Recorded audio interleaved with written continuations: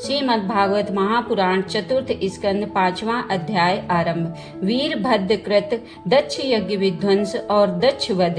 श्री मैत्रेय जी कहते हैं, महादेव जी ने जब देवर्षि नारद के मुख से सुना कि अपने पिता दक्ष से अपमानित होने के कारण देवी सती ने प्राण त्याग दिए हैं और उसकी यज्ञ वेदी से प्रकट हुए ऋभुओं ने उनके पार्षदों की सेना को मारकर भगा दिया है, तब उन्हें बड़ा ही क्रोध हुआ। उन्होंने उग्र रूप धारण कर क्रोध के मारे होंठ चबाते हुए अपनी एक जटा उखाड़ ली जो बिजली और आग की लपट के समान दीप्त हो रही थी, और सहसा खड़े होकर बड़े गंभीर अट्टहास के साथ उसे पृथ्वी पर पटक दिया।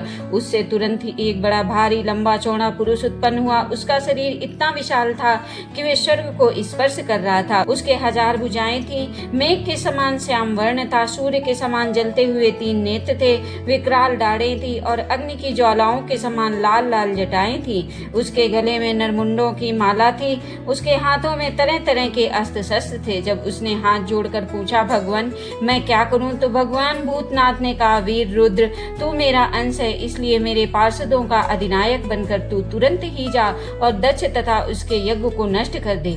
प्यारे विदुर जी, जब देवादिदेव भगवान शंकर ने क्रोध में भरकर ऐसी आज्ञा दी, तब वीरभद्र उनकी परिक्रमा करके चलने को तैयार हो गए। उस समय उन्हें ऐसा मालूम होने लगा कि मेरे वेग का सामना करने वाला संसार में कोई नहीं है और मैं बड़े से बड़े वीर का भी वेग सहन कर सकता हूँ। वे भयंकर सिंहनाद करते हुए एक अति कराल त्रिशूल हाथ में लेकर दक्ष के यज्ञ मंडप की ओर दौड़े। उनका त्रिशूल मृत्यु का भी संहार करने में समर्थ था। भगवान रुद्र के और भी बहुत से सेवक गर्जना करते हुए उनके पीछे हो लिए। उस समय वीरभद्र के पैरों के नूपुरादि आभूषण झनन झनन बजते जाते थे। इधर यज्ञशाला में बैठे हुए ऋषिज, यजमान, सदस्य और अन्य ब्राह्मण और ब्राह्मणियों ने जब उत्तर दिशा की ओर धूल उड़ती हुई देखी, तब वे सोचने लगे, ये अंधेरा सा कैसे होता आ रहा है, ये धूल कहाँ से छा गई। इस समय ना तो आंधी चल रही है, ना ही लुटेरे ही सुने जाते हैं, क्योंकि अपराधियों को कठोर दंड देने वाला राजा प्राचीन बरी अभी जीवित है। अभी गौओं के आने का समय भी नहीं हुआ है, फिर ये धूल कहाँ से आई। क्या इसी समय संसार का प्रलय तो नहीं होने वाला है। तब दक्ष पत्नी प्रसूति एवं अन्य स्त्रियों ने व्याकुल होकर कहा, प्रजापति दक्ष ने अपनी सारी कन्याओं के सामने बेचारी निरपराधा सती का तिरस्कार किया था। मालूम होता है यह उसी पाप का फल है, अथवा हो न हो यह संहार मूर्ति भगवान रुद्र के अनादर का ही परिणाम है। प्रलय काल उपस्थित होने पर जिस समय वे अपने जटाजूट को बिखेर कर तथा शास्त्रास्त्रों से सुसज्जित अपनी भुजाओं को ध्वजाओं के समान फैलाकर तांडव नृत्य करते हैं, उस समय उनके त्रिशूल के फलों से दिग्गज बिंद जाते हैं और उनके मेघ गर्जन के समान भयंकर अट्टहास से दिशाएं विदीर्ण हो जाती हैं। उस समय उनका तेज ऐसे होता है, वे अपनी भौवें टेढ़ी करने के कारण बड़े दुर्धर्ष जान पड़ते हैं और उनकी विकराल दाढ़ों से तारागण अस्त व्यस्त हो जाते हैं। उन क्रोध में भरे हुए भगवान शंकर को बार बार कुपित करने वाला पुरुष साक्षात विधाता ही क्यों न हो, क्या कभी उसका कल्याण हो सकता है। जो लोग महात्मा दक्ष के यज्ञ में बैठे थे, वे भय के कारण एक दूसरे की ओर कातर दृष्टि से निहारते हुए ऐसी ही तरह तरह की बातें कर रहे थे कि इतने में ही आकाश और पृथ्वी में सब ओर सहस्त्रों भयंकर उत्पात होने लगे। विदुर जी, इसी समय दौड़कर आए हुए रुद्र सेवकों ने उस महान यज्ञ मंडप को सब ओर से घेर लिया। वे सब तरह तरह के अस्त्र शस्त्र लिए हुए थे। उनमें कोई बौने, कोई भूरे रंग के, कोई पीले, कोई मगर के समान पेट और मुख वाले थे। उनमें से किसी ने प्रांगवंश यज्ञशाला के पूर्व और पश्चिम के खंभों के बीच में आड़े रखे हुए डंडे को तोड़ डाला। किसी ने यज्ञशाला के पश्चिम की ओर स्थित पत्नीशाला को नष्ट कर डाला। किसी ने यज्ञशाला के सामने सभा मंडप और मंडप के आगे उत्तर की ओर स्थित आग्नेय शाला को तोड़ दिया। किसी ने यजमान गृह पाकशाला को तहस नहस कर डाला।